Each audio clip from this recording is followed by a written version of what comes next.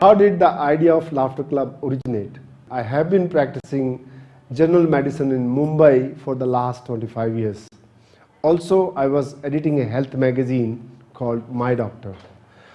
I used to write articles on different systems of medicine, and way back in 1995, I thought of writing on laughter the best medicine.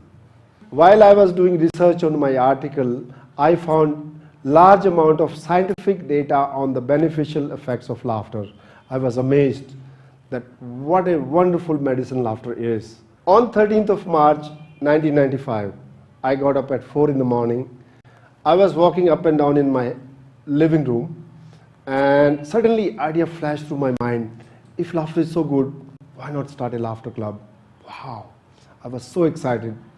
I could hardly wait for 3 hours and went down to a park where I went for a walk every morning. I spoke to people around, I want to start a laughter club. And you know what? People started laughing at me. They thought I'm crazy.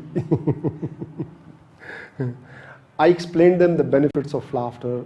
Most of people were very skeptical. And with a great difficulty, I found 5 people who were ready to laugh with me. We started our laughter club by telling jokes. I would invite somebody to come in the center and tell some jokes, humor anecdotes, and people loved it. Our attendance started growing. Everything went very well for about 10 days. After that, we ran out of good jokes. Most of the jokes were negative jokes at a particular community, hurting jokes, and then came vulgar and sexy jokes. That was not funny. Many people objected to this idea, and people suggested that we should stop this laughter club. I was very upset. I said, no, we will not stop this laughter club. From tomorrow onwards, we will laugh without jokes. People said, how? How you can laugh without jokes? I said, I have no idea. Please give me a day. I will give you a breakthrough technology, how to laugh without jokes. I was looking for some idea how to laugh without jokes. I started going through books and literature, and I stumbled upon a book called Emotions and Health, and that was really a breakthrough. I read something amazing which I didn't know even as a medical doctor. It said that if you can't laugh, pretend laughing. Your body cannot tell the difference whether you're laughing for real or you're just faking it. Wow, that was the breakthrough. I took a photocopy of that article and went to the public park, showed it to my friends. Hey, this is the proof. Why can't we make laughter as an exercise if benefits of fake laughing and real laughing are same? People were convinced, and we started laughing without jokes. Guess what? Everybody started laughing for real, and they couldn't stop laughing. Laughter was so infectious. I realized that we didn't laugh so much on jokes for the last 10 days as much we laughed without jokes. And that was the beginning of the new idea of laugh for no reason. Then we started creating different laughter exercises. And one morning, while doing my yoga breathing, I got an idea that why not combine laughter exercises with yoga breathing, because my wife is a yoga teacher, and we discussed that laughter and yoga breathing has the similar objective that brings more oxygen to your body. So we introduced some deep breathing techniques along with laughter exercises, and also some people felt that laughter exercises are becoming monotonous. So we brought in some childlike playfulness, playing like a child, that helped us to bring more spontaneous and natural laughter in. So within about 10 days, we discovered a complete package of laughter, breathing, and childlike playfulness, and that's all about laughter yoga.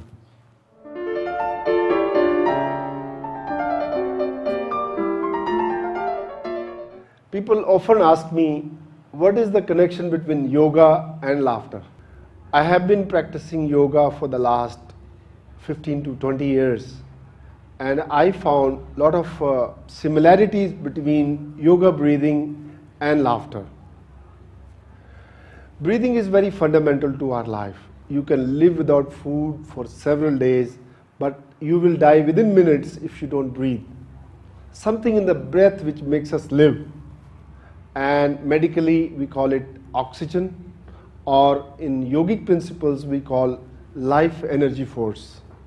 There is an eminent scientist, Dr. Otto Warburg. He won Nobel Prize on his research about the importance of oxygen and good health.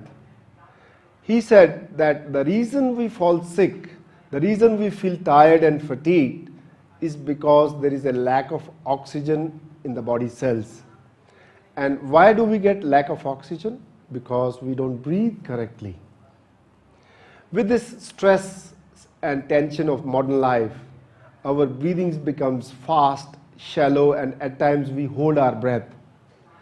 And that leads to accumulation of carbon dioxide, and that triggers the sympathetic system, which is a stress arousal system. How can we get more oxygen by practicing laughter yoga? Now let us study the anatomy and physiology of breathing. Every time we breathe in, we inhale about 700 milliliter of air, and same amount is exhaled. But our lungs are holding a lot of residual air, which is about 2500 milliliter of air, and that is mostly stale air, has more of carbon dioxide. Now according to principles of yoga, they will all encourage you to exhale longer than inhalation, so that you can get rid of some of the residual air from your lungs, and that is replaced by fresh air when you breathe in next. So this is the way, by exhaling longer, your body gets more oxygen. So when we talk about deep breathing and more oxygen, it's more about exhalation, not about inhalation. So in yoga, we teach people to exhale longer by contracting your abdominal muscles in and raising your diaphragm up. What could be the easiest way to exhale longer?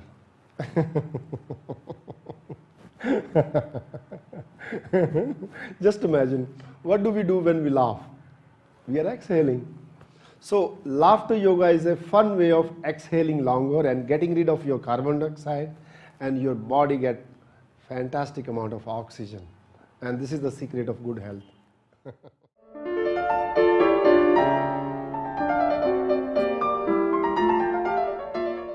How can you laugh when you don't feel like laughing? Suppose I'm not in a good mood. Many people ask me, how can I laugh? Now this can be explained by a theory of motion creates emotion. Have you observed sad and depressed people? They walk slowly, they talk slowly, their body movements are slower. That means there is a link between the mind and the body.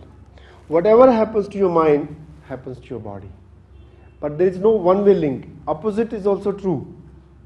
My father used to tell me, if you are sad, if you are depressed, don't sit idle. Keep on walking, keep on jogging, keep on doing some work. And I did feel better. That means whatever happens to your body will be reflected in your mind.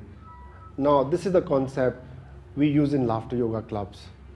You can laugh even if you don't feel like laughing. Just go through the motion and your mind will get it, because this is a two-way link between the body and mind.